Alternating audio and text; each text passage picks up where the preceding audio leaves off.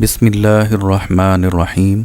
अस्सलामुअलैकुम। Welcome to Sir Said Academy.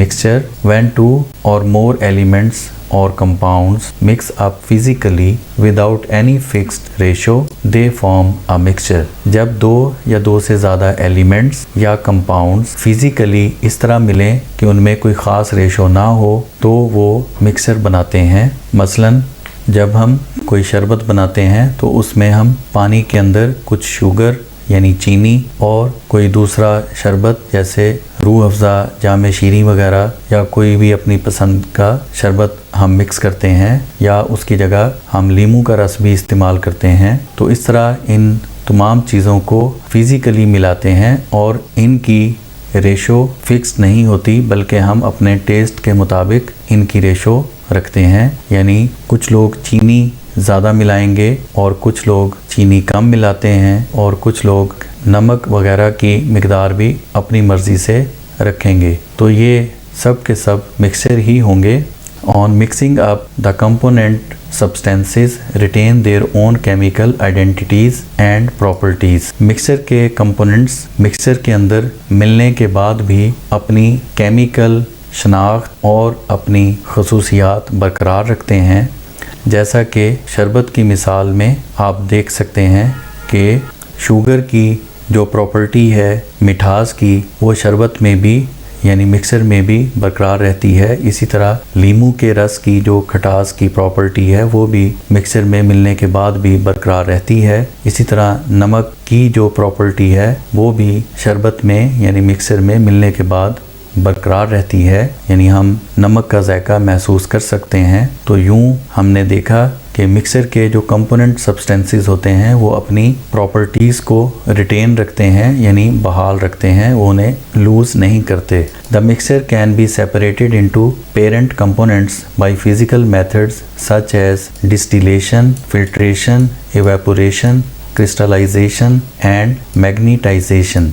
किसी भी मिक्सर के जो असल कंपोनेंट्स होते हैं उनको हम फिज़िकल मेथड्स के ज़रिए अलग कर सकते हैं। मिसाल के तौर पर अगर हम पानी और नमक का मिक्सर तैयार करें और फिर इस मिक्सर से हम दोबारा नमक को अलग करना चाहें तो हम इवेपोरेशन के ज़रिए बड़ी आसानी से नमक को पानी से दोबारा अलग कर सकते हैं। यानी पानी और नमक के मिक्सर को हम एक खुले बर्तन में डालकर सूरज की रोशनी में रख देते हैं और यूँ कुछ देर के बाद सूरज की हरारत से पानी बुखारात बनकर उड़ जाता है यानी इवेपोरेट हो जाता है और नीचे उस बर्तन में नमक बाकी रह जाता है। इस तरह हम मिक्सर के कंपोनेंट्स को दोबारा अलग कर सकते हैं। मिक्सर की दीगर एग्जाम्पल्स हैं air. Air is a mixer of nitrogen, oxygen, carbon dioxide, noble gases and water vapours. Air भी एक मिक्सर है जिसमें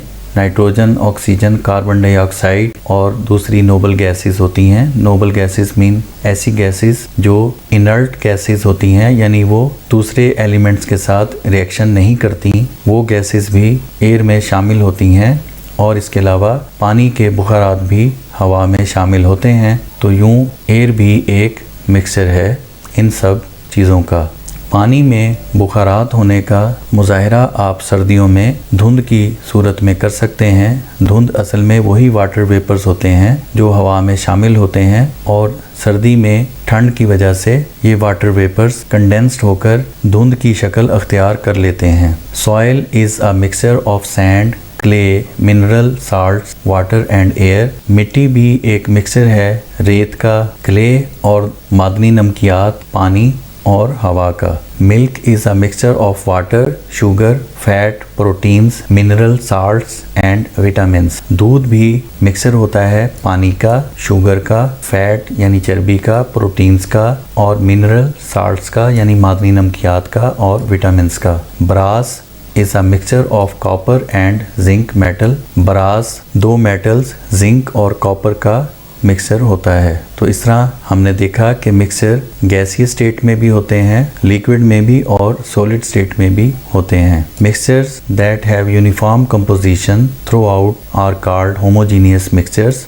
ऐसे मिक्सचर्स जिनकी कंपोजिशन यानी बनावट तमाम के तमाम मिक्सचर में एक जैसी होती है उसे हम होमोजीनियस मिक्सचर कहते हैं। जैसे एयर, गैसोलीन, आइसक्रीम यानी हवा और पेट्रोलियम वगैरह। इसकी और एग्जांपल ये है कि अगर हम ग्लास में कुछ पानी लें और उसमें चंद कतरे किसी ब्लू या रेड इंक के डालें तो हम देखेंगे कि कुछ देर बाद तमाम पानी में वो इंक यकसा तौर पर हल हो जाएगी और पूरे पानी का कलर एक जैसा हो जाएगा।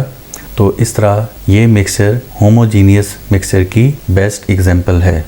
Whereas heterogeneous mixtures are those in which composition is not uniform throughout, जबकि heterogeneous mixture ऐसे mixtures होते हैं जिनकी composition तमाम mixture में एक जैसी नहीं होती। For example, soil, rock and wood, यानी इनमें जो composition है वो different होती है। हम जानते हैं किसी जगह की मिट्टी में रेत ज़्यादा होती है और किसी में मिनरल साल्ट्स ज़्यादा होते हैं। हेट्रोजीनियस की बेस्ट एग्जांपल भी ये है कि अगर हम एक गिलास में कुछ पानी लें और उस पानी में हम चंद कतरे ऑयल के डाल दें तो हम देखेंगे कि वो ऑयल उस पानी में हल नहीं होगा बल्कि वो अलग से उस पानी में तैरता रहेगा। तो ये हेट्रोजीनियस मिक्सचर की बेस्ट एग्जांपल है।